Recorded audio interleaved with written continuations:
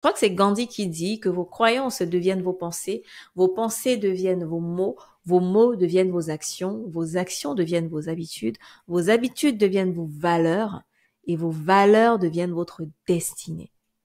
D'où la puissance des habitudes. Dans cet épisode, je vais vous partager 4 habitudes et une habitude bonus, ça fera 5, qui ont vraiment fait la différence pour moi dans ma vie personnelle et dans ma vie professionnelle. Des habitudes que si vous appliquez ou si vous êtes déjà en train d'appliquer, vous pourrez également voir d'énormes différences au fil du temps. Parce que les habitudes, c'est une question de temps. Plus vous les mettez en place tôt et plus vous avez le temps de les suivre, d'en faire une routine, d'en faire vos valeurs et d'en faire justement votre destinée. Vous écoutez Entrepreneurs du Web, le podcast à la fois informatif et anecdotique qui démystifie le business en ligne pour les professionnels de l'accompagnement. Je suis Isis, votre hôte, consultante business et fondatrice de femmeentrepreneur.com. Seule ou accompagnée d'invités, je vous offre différentes perspectives pour accélérer votre développement marketing, commercial et parfois même personnel. Bienvenue sur Entrepreneurs du Web. Alors, quelles sont ces fameuses habitudes? Avant de citer les habitudes, j'aimerais quand même préciser une chose.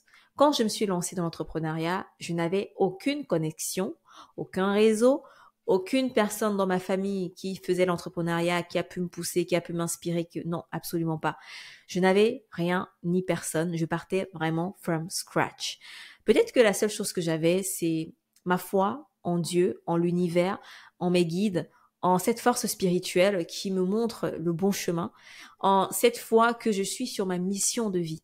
Et donc, il fallait que je continue, même si c'est difficile.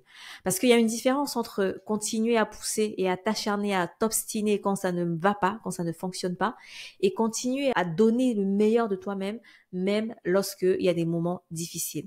Parce que tout simplement, tu sais et tu es convaincu que c'est la voie que tu dois suivre. Donc, il est vraiment important, avant que je parle des habitudes, de préciser que tu dois t'écouter. Il faut souvent prendre le temps de méditer ou de prier ou de faire une pratique spirituelle, en tout cas, qui te connecte à une force supérieure à toi, que certains appellent Dieu, Allah, Jéhovah, etc. Donc, connecte-toi à ça, et je sais que c'est pas du tout le type de sujet que j'aborde souvent sur ce podcast, mais je vais quand même aborder, c'est mon podcast, donc j'aborde les sujets que j'estime être pertinents à aborder.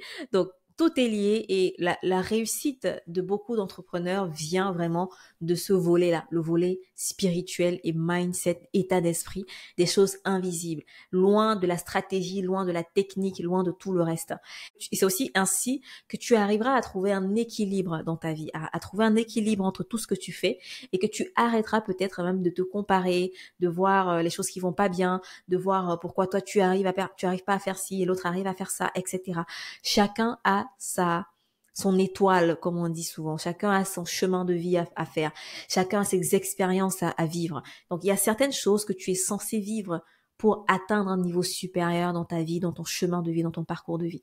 Donc, je tenais à faire cette petite parenthèse, de te rappeler, de t'écouter et de te connecter assez souvent, assez régulièrement à cette force supérieure. Et quand tu arrives à te connecter, c'est pas des actions juste basé sur ton intellect et basé sur ce qu'on t'a dit de faire ou sur l'extérieur. Tu fais des actions qui sont basées sur ton intérieur également, qui sont basées sur l'inspiration. Tu fais des actions inspirées. Parce qu'il y a 2 types d'actions, les actions inspirées, les actions non inspirées. Donc, avant de faire une action quelconque, surtout lorsqu'il s'agit de décisions importantes dans ton entreprise, pose-toi la question, est-ce que ça vient aussi de l'intérieur ou est-ce que ça vient exclusivement de l'extérieur? Et c'est ça, ce qui est dommage avec notre société aujourd'hui, c'est que il y a tellement d'informations à l'extérieur, il y a tellement d'endroits où tu peux aller te renseigner, te questionner, où tu peux aller trouver des informations, que finalement, on ne rentre pas en nous-mêmes. On ne va pas chercher en nous-mêmes. On attend l'information de l'autre. On est assoiffé de l'information qui vient de l'extérieur. Et on ne sait même pas comment faire pour rentrer en nous-mêmes. Et ce n'est pas l'objet de cet épisode, évidemment. Mon but n'est pas de t'apprendre à rentrer en toi-même, mais de te rappeler l'importance de le faire avant de te parler des habitudes. Donc, ce qui m'emmène à la première habitude que j'ai mis en place, que j'ai construite, qui a vraiment fait la différence et qui fait toujours la différence dans ma vie. Je ne sais pas comment je pourrais vivre sans cette habitude-là. Je ne sais pas comment je pourrais avancer dans ma vie sans cette habitude-là. Eh bien, c'est le fait d'écrire. Le fait d'écrire, de faire du journaling. Alors, je te parle pas d'avoir un journal intime où tu vas juste écrire tes pensées de la journée, ce que tu ressens pour telle personne, etc. Non, mais c'est vraiment trouver le temps, te dédier du temps pour externaliser, pour concrétiser dans la matière tes pensées, ta vision, tes objectifs, qui tu veux être, quels sont tes questionnements du moment et comment tu fais pour résoudre ces questionnements. Donc, en fait, j'ai deux carnets dans ma vie. J'ai un carnet pour le côté concret dans lequel je note les to-do list, les tâches, les choses à réaliser dans le day-to-day, dans l'opérationnel. C'est vraiment le carnet, on va dire, du concret et de la réalité. Et puis j'ai un autre carnet qui est le carnet de l'invisible. Je l'appelle mon journal magique en fait. C'est vraiment l'endroit où je vais écrire toutes les choses que je veux accomplir dans ma vie. Je vais écrire certaines frustrations que j'ai du moment et je vais demander justement à mes guides, à la source divine, à l'univers, des réponses. Je vais écrire la vision que j'ai pour ma vie. Je vais écrire mes objectifs, pas seulement sur le court terme, mais aussi sur le moyen, long terme. Et croyez-moi que j'ai fait cet exercice depuis près de 5 ans. Je dirais même plus de 5 ans, parce que le premier carnet, je me souviens, c'était 2012. En tout cas, ça fait très longtemps, très très très longtemps que je fais cet exercice. Et je peux vous dire que 80% de ce que j'écris, et je ne sors pas ce chiffre au hasard, hein. Peut-être que je suis même à plus que ça, c'est vraiment des choses qui se réalisent, qui se manifestent, qui se concrétisent. Donc pour moi, c'est devenu vraiment indispensable de mettre sur papier mes pensées, ma vision, mes objectifs avant qu'ils ne se réalisent. Et même lorsqu'il y a des frustrations, lorsqu'il y a des moments difficiles dans mon business, de mettre sur papier ces moments-là et de demander des réponses. De vraiment lister où j'en suis, lister où je veux aller, faire de l'écriture tout simplement, l'écriture magique. Voilà, j'appelle ça l'écriture magique parce que c'est pas tu écris juste pour écrire, mais c'est vraiment tu écris pour faire sortir quelque chose de toi, pour faire sortir une énergie ou pour faire entrer quelque chose en toi. Et c'est une manière de te connecter aussi parce que je le disais au début qu'il faut trouver des moments pour te connecter à ton soi intérieur. Et ça, c'est un exercice qui te permet de te connecter à ton soi intérieur. Tu es juste toi et ta feuille de papier, toi et ton carnet et ton stylo, tu écris. Ok. Et si tu n'es pas à l'aise à écrire, tu peux aussi enregistrer. Tu peux te dire, ok, moi je fais des audios, tu t'enregistres en train de parler, tu externalises tes émotions, tu externalises tes pensées, et tu pourras plus tard venir réécouter tout ça. Tu pourras plus tard venir avoir des réponses dans tout ça. Ok. Donc ça, c'est la première habitude qui a vraiment fait la différence, une énorme différence dans ma vie, que ce soit niveau pro ou niveau perso. Je donne un exemple, une anecdote. Je me rappelle quand j'avais fait mon tout premier lancement qui avait échoué, je l'appelle échec parce que j'avais eu un seul client à la fin de ce lancement, alors que j'en attendais 10. Et j'étais tellement frustrée que j'étais allée dans mon agenda, dans mon carnet, mon journal magique, et j'avais écrit toute ma frustration. J'avais écrit tout ce que je ressens. Je disais voilà comment j'ai fait beaucoup d'efforts, comment j'ai tout donné mais ça n'a pas marché, comment c'est difficile, pourquoi c'est aussi difficile, et je posais des questions en même temps. Je disais pourquoi, qu'est-ce que je dois faire, qu'est-ce qui s'est passé, qui est-ce que je dois devenir, pourquoi ça se passe pas comme ça pour moi, quelle est la leçon que je dois tirer de ça, pourquoi est-ce que je vis cette expérience. Donc je mettais vraiment sur papier toutes ces frustrations et je posais des questions. J'essayais d'avoir des réponses. Je demandais à l'univers de m'envoyer des réponses, de m'envoyer une guidance. Et c'est ainsi que plus le temps passait et plus je réalisais en fait que j'avais des réponses à toutes ces questions que je me posais. J'avais des réponses, je comprenais pourquoi ça n'avait pas marché. Je comprenais ce qu'il fallait faire, je comprenais avec qui il fallait s'associer, avec qui il fallait pas s'associer. Je comprenais quel est le message qu'il fallait avoir, la posture qu'il fallait prendre pour que ça fonctionne. Et quand j'ai fait les prochains lancements, les lancements suivants, ils ont cartonné. Donc pour moi, l'habitude d'écrire n'est pas seulement pour écrire ses objectifs et sa to-do list au quotidien, mais c'est vraiment écrire qui tu es et qui tu veux être. Ok, je pense que j'ai longuement expliqué cette première habitude. Passons à la deuxième habitude. La deuxième habitude puissante que j'applique au quotidien, c'est de faire attention à tout ce que j'absorbe. Au quotidien, tu absorbes les 4 éléments de l'univers.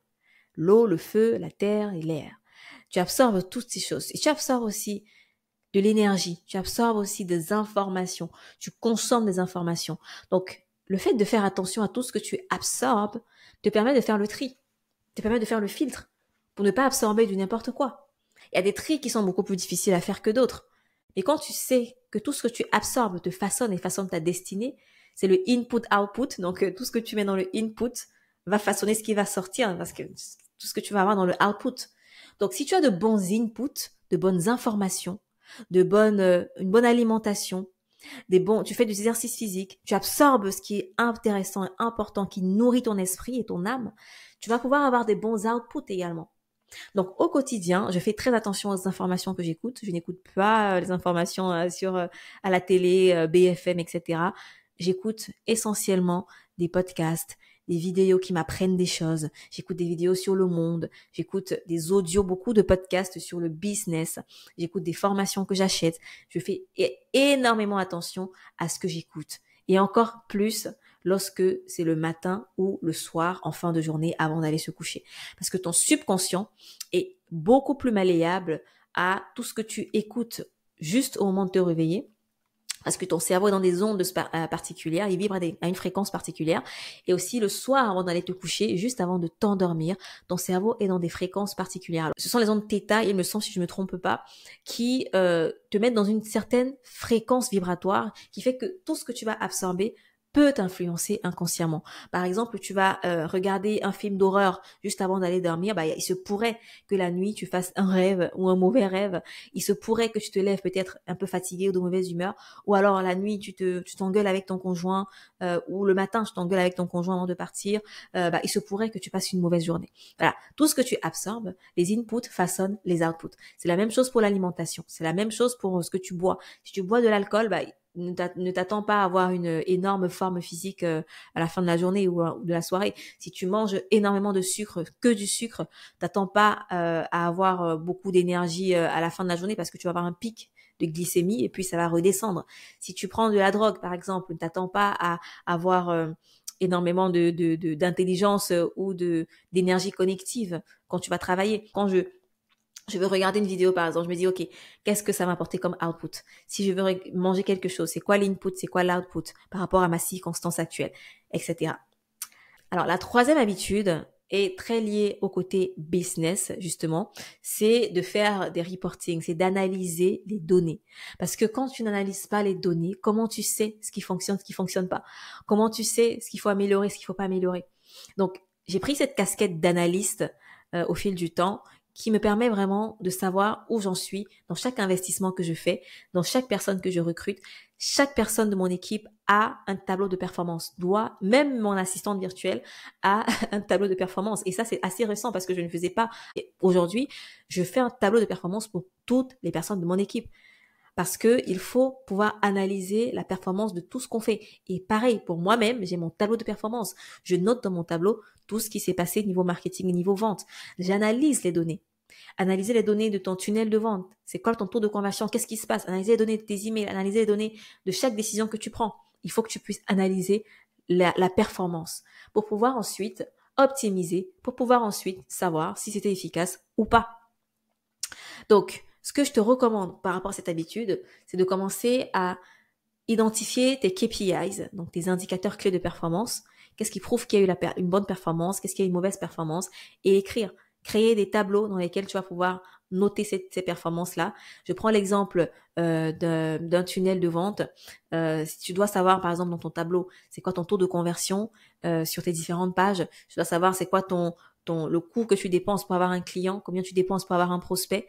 Et est-ce que ça c'est rentable pour toi à la fin du mois? Quel est le cash que tu as encaissé? Quel est le cash que tu as généré? Tu vois, tout ça, c'est des informations qui te permettront d'ajuster ta stratégie. OK? Donc, moi, je fais un reporting quotidien, des micro-reporting quotidiens, mais à la fin du mois, il y a un grand reporting que je dois avoir. Je dois savoir exactement ce mois-ci, on a généré combien, c'était quoi le taux de closing, le coût par acquisition, le coût par acquisition de clients, par acquisition de prospects, etc. Toutes ces données-là sont répertoriées dans un tableau. Et ça, c'est une habitude qui a énormément changé des choses dans mon business parce que je sais exactement où va quoi, où va l'argent, quelles sont les performances et où est-ce qu'il faut adapter, où est-ce qu'il faut améliorer les choses. La quatrième habitude que j'applique, et là encore une fois, ce sera plus au niveau business, mais ça m'aide aussi au niveau perso finalement, c'est de dédier mon temps à une cash routine. J'ai créé justement ce qu'on appelle la cash routine. C'est un ensemble d'activités qui sont à haut impact pour ton business. C'est des activités que si tu les fais au quotidien, si tu les fais tous les jours, tu vas certainement pouvoir augmenter le nombre d'opportunités que tu attires au quotidien. Donc moi je l'appelle la cash routine. J'ai d'ailleurs fait une vidéo dans ma communauté privée dans laquelle je décris 5 activités de ma cash routine. Donc si ça t'intéresse, clique sur le lien qui se trouve dans la bio pour rejoindre la communauté privée, c'est totalement gratuit. Un petit avant-goût de ce que on propose au sein de BIA, au sein de femmeentrepreneur.com en général. Donc les liens sont dans la description de cet épisode. Du coup, la cash routine, c'est un ensemble d'activités que je vais faire systématiquement tous les jours. Alors, il y a des moments où je fais certaines activités et pas d'autres, mais en tout cas, il faut que ma cash routine soit faite tous les jours. Et cette habitude-là a permis aussi que mon temps soit mieux utilisé. Parce que au lieu de passer du temps, surtout le matin où tu as ta meilleure énergie cognitive, à faire des choses qui ne sont pas du tout importantes, qui sont pas du tout urgentes, qui ne rapportent rien pour l'activité, dédie ce temps-là, ce moment précieux de ta matinée à faire des choses, des tâches, justement, même si elles sont chiantes, même si c'est pas des tâches que tu préfères faire, mais qui rapportent pour l'activité, qui vont t'apporter des clients, qui vont t'apporter des prospects. Du coup, depuis que j'ai implémenté la cash routine dans mon business, je passe moins de temps dans ce qui ne me rapporte pas. Je passe plus de temps dans ce qui rapporte. Je vois plus de résultats parce qu'on a plus d'opportunités, plus de clients. Et aussi, je me sens beaucoup plus accomplie à la fin de la journée parce que je me dis, OK, là, j'ai pu avancer. Chaque jour, on fait un pas de plus. On fait un pas en avant. Il n'y a pas de journée lors desquelles on reste comme ça, il n'y a rien qui se passe dans le business. Chaque jour, il y a au moins une avancée, il y a au moins une progression qui se passe. Il y a au moins, soit il y a une vente, soit il y a des prospects qui ont rejoint, soit il y a des rendez-vous qui ont été pris, soit il y a un client qui a partagé une victoire, soit il doit avoir quelque chose qui se passe. On doit célébrer quelque chose, on doit pouvoir célébrer quelque chose. Voilà pour la cash routine. Donc, je te rappelle que si tu veux plus d'informations sur la cash routine, c'est quoi les activités génératrices de revenus, c'est quoi les activités qui sont à haut potentiel, à haut impact pour ton business en ligne, j'ai créé une vidéo pour ça, exclusivement disponible dans la communauté privée et je mets le lien dans les notes du podcast ou de la vidéo YouTube. Donc, on va passer à la cinquième et dernière activité ou habitude qui a vraiment fait la différence pour moi, niveau pro, niveau perso.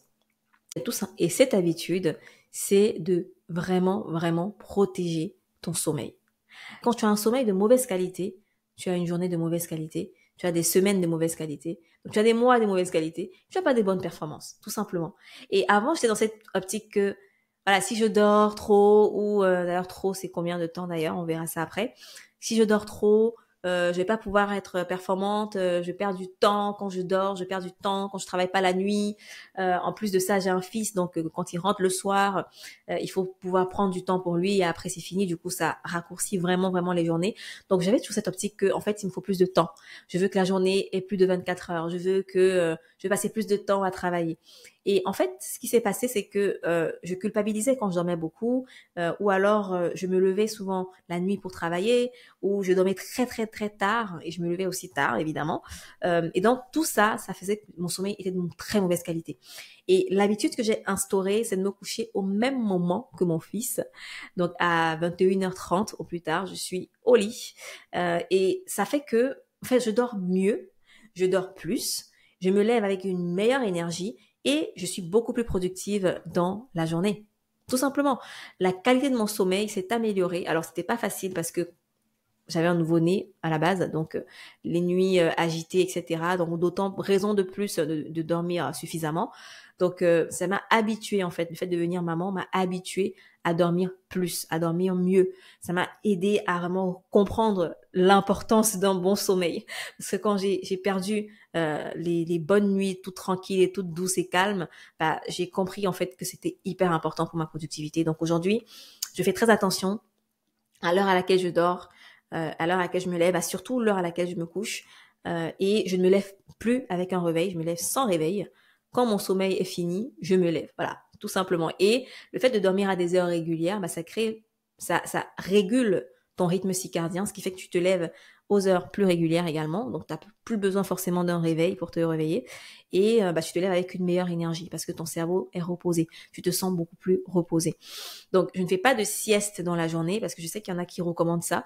Je ne fais pas de sieste dans la journée. La journée, je bosse toute la journée. Je vais faire des pauses de temps en temps. Mais la nuit, je dors vraiment. Je me repose vraiment. Et ça fait vraiment toute la différence dans mon business. Donc, Prends vraiment soin de ton sommeil. Le sommeil, c'est hyper important. C'est vraiment ce qui te permet de reposer ton cerveau. Le cerveau, c'est un muscle. Et plus il est reposé, plus il est performant. Tu l'entraînes, tu le travailles, tu le développes en journée. Mais la nuit, il faut qu'il se repose, il faut qu'il se régénère. OK?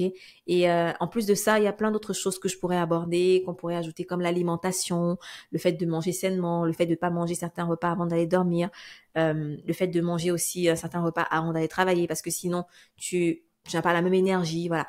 Mais ça, on pourra l'aborder dans un autre épisode et peut-être que j'inviterai un expert ou une experte sur la thématique, dans la thématique de la nutrition, pour qu'elle nous explique ou il nous explique comment s'alimenter pour favoriser une meilleure productivité, pour favoriser le maximum de productivité dans la journée. Donc ça sera l'objet une éventuelle interview sur ce podcast. Dis-moi laquelle de ces habitudes t'a le plus parlé, laquelle de ces habitudes a le plus résonné en toi, quelle est celle que tu comptes appliquer dès maintenant. Je vais faire un récapitulatif rapide. Donc j'ai cité première habitude, le fait d'écrire. Écrire ta vision, tes frustrations et où tu veux aller, tes objectifs moyen, long terme. La deuxième habitude, d'essayer de te dégager du temps pour dédier ce temps-là à des activités à haut impact. La troisième habitude, c'est d'analyser tes données. Vraiment, deviens un analyste aussi. Ne fais pas juste des stratégies, des contenus, etc. sans savoir qu'est-ce qui performe bien, qu'est-ce qui performe moins bien. La quatrième habitude, c'est d'avoir une cash routine, un ensemble d'activités que tu appliques, que tu fais quotidiennement, qui te génèrent des opportunités dans ton business et de préférence le matin parce que tu as la meilleure énergie cognitive le matin. Et la cinquième habitude que j'ai citée, c'est ton sommeil. Prends soin de ton sommeil. Couche-toi à des heures régulières, lève-toi à des heures régulières, donne-toi suffisamment d'heures de sommeil pour te sentir suffisamment reposé et pouvoir attaquer tes journées avec le bon mindset, la bonne énergie, avec un mental de guerrière prête à tout casser et prête à tout défoncer pour avoir des résultats. Donc, dis-moi dans les commentaires laquelle de ces habitudes te parle le plus si tu m'écoutes sur YouTube, et retrouve-moi sur Instagram si tu veux continuer cette conversation avec moi. Si tu as apprécié l'épisode, mets un avis 5 étoiles sur ta plateforme d'écoute, ça fait toujours plaisir et ça permet de booster la visibilité de ce podcast. Je te remercie et on se dit à très vite dans un autre épisode.